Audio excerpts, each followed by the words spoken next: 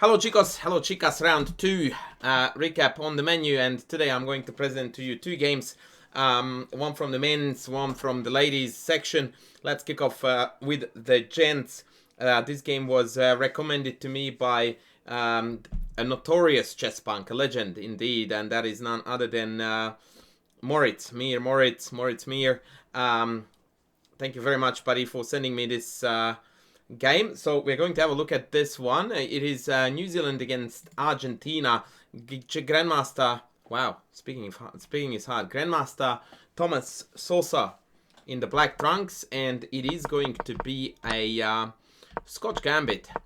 And this 97 line, I think, is one of the more recent trends. It might actually be Gustafsson who recommends this, if I'm not mistaken. 94 is the old main line, and here black is doing something really ugly, quite remarkably, developing the knight to f6 and then bringing it back to d7 in order to drop it back to b8. Now that is the ultimate anti-chess if you have ever seen one, but as I always say to my students, you need to learn the rules in order to be able to break them.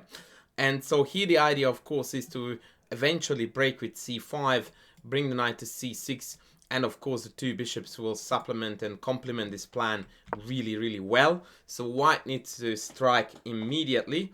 c4 castles, knight c3, and of course in order to turn this ugly duckling into an even uglier duckling, we take c4, and black is better. Yeah, that is modern opening theory for you folks. You put your knight back from g8 literally to b8, then triple your c-pawns, lean back, chillax, you are en route to victory. Why? It's because the triple c-pawns are actually quite powerful in the sense that they control a lot of important squares, and the two bishops will come to the party with elementary power. And here white actually blundered with queen f3, and at this point the game takes one, potentially two important turns. The first one is that black correctly captures on d4, but then incorrectly sacrifices an exchange by taking e3. Instead, bishop f5 would have, according to the engine, been completely winning. And indeed, I just don't understand why the Grandmaster didn't play this, because after rook d1, bishop d3, one of these guys will drop. And black is two pieces for a rook, completely winning, like resignable.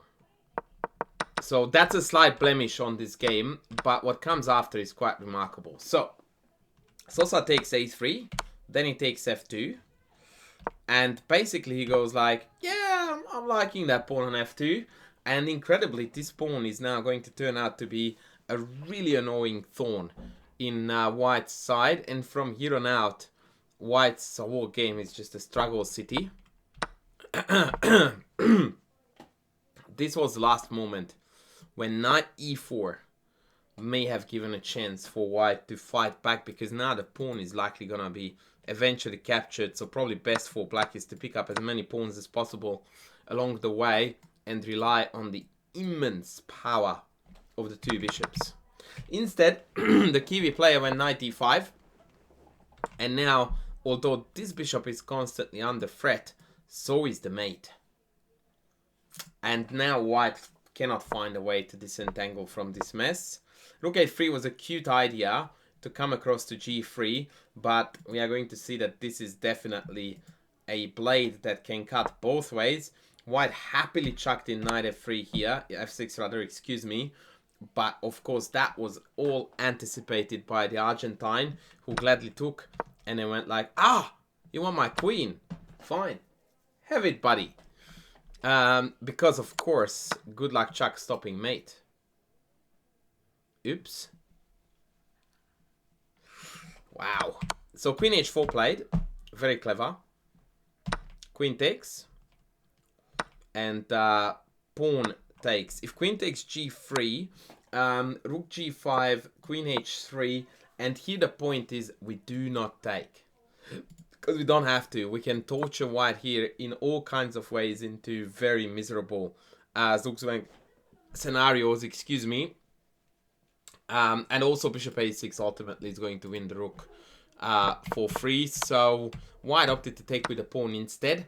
At least this gives some kind of cover on the G file, but now the H file is becoming an issue.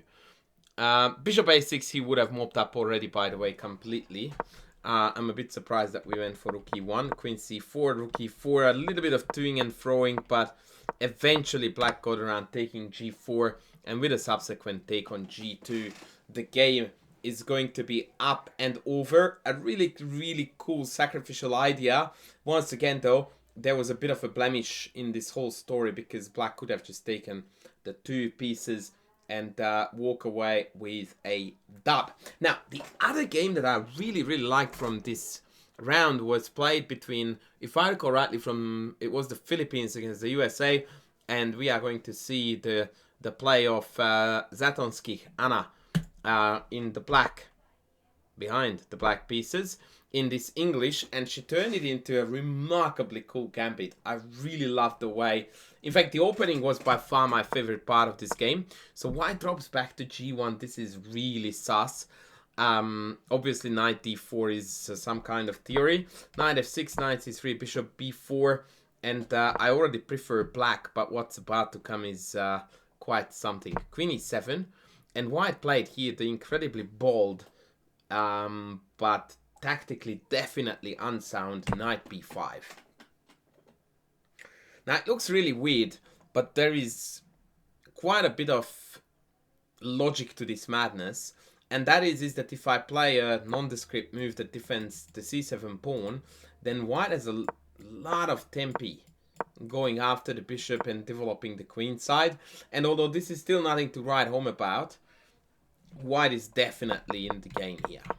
However, after knight b5, there are multiple ways how black can strike back, and one of the best ones is d5, played in the game, but the one that I really, really like, that I had difficulty to, first of all, find, and two, to understand at first glance, was knight a6, a3, and then c6. Now that c6 was a surprise to me, I must admit. I mean, it makes perfect sense once you see it, but to come up with that idea, I think it's a little bit of a thinking outside the box scenario, and AB is just absolutely horrid here. You take b5, they take back b5, you take b4, and we have got full development. It does look like one of my playing against 400 speedrun games, where, yeah, the principle's just not there yet, and white is falling apart. Everybody's still at home. It looks like a total disaster. Zatonskih played instead d5, takes, oh sorry, never mind, a3, c6, and this is where this gets really cool. Similar idea, by the way. So if take back, then yeah, castles, and we are looking great. cd played. Now I can't take b5 because this is hanging and the bishop is still on. What does she do? Castles. Leaves the bishop on again. And she goes like, yeah, take me. No worries. You take, I take you here. And this is again very, very similar to the previous scenario. Knight is incoming. Yeah, it is looking really miserable for white. So white goes, okay, I'll take c6. And still hanging b4. And this is my favorite move of the game. She just goes like, okay, keep taking them. And pulls the bishop back to c5.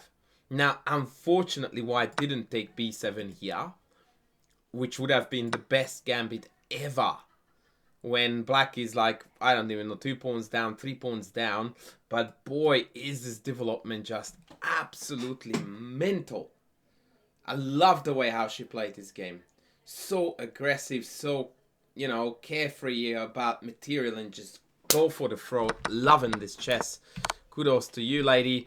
And I pressed the wrong button because that's what I am best at. So she kept this hanging and played bishop back. Ironically, the engine takes its best. And then take, and then knight d5. Interesting. I like the way how she played it more. Bishop c5. Now white went like, yeah, and I took enough. Thank you very much. Time to develop. And so we took back with the knight. Now what's really interesting is that essentially what black has accomplished here is that she has now a reverse Mora gambit. Right? It's a reverse Mora, missing DC pawns, but immense development for sure. D4, bishop back. Now this is headed for a French structure. The engine definitely wanted to take knight c3, and either rook d8 or knight e5, I can't remember. Knight e4 even. Wow. Yeah, queen d1 and then rook d8. Enormous. Absolutely enormous pressure on white.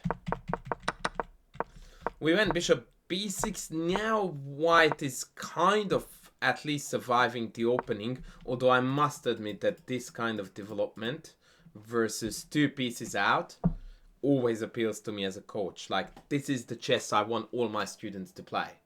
Material, no worries, can't care less. Development, center control, king safety, initiative, all of this is ours. Bishop e2, bishop c7, very logical, a5, and here comes another absolutely spectacular strike, knight b4. I really like the fact that Zatonskih just doesn't, you know, ever give enough time for white to fully consolidate. They are constantly kept on their toes, and they constantly need to come up with resourceful, clever defensive moves. Knight a4, bishop g3. Now we regain the piece because the queen is hanging.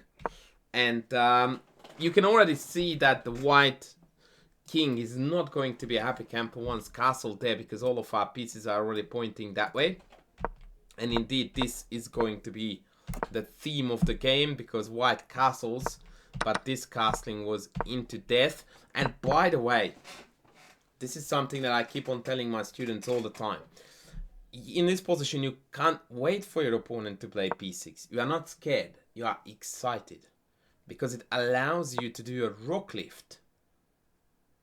Yeah, to join the party. So you are not scared here of b6 because after rook c6 there is bishop b5.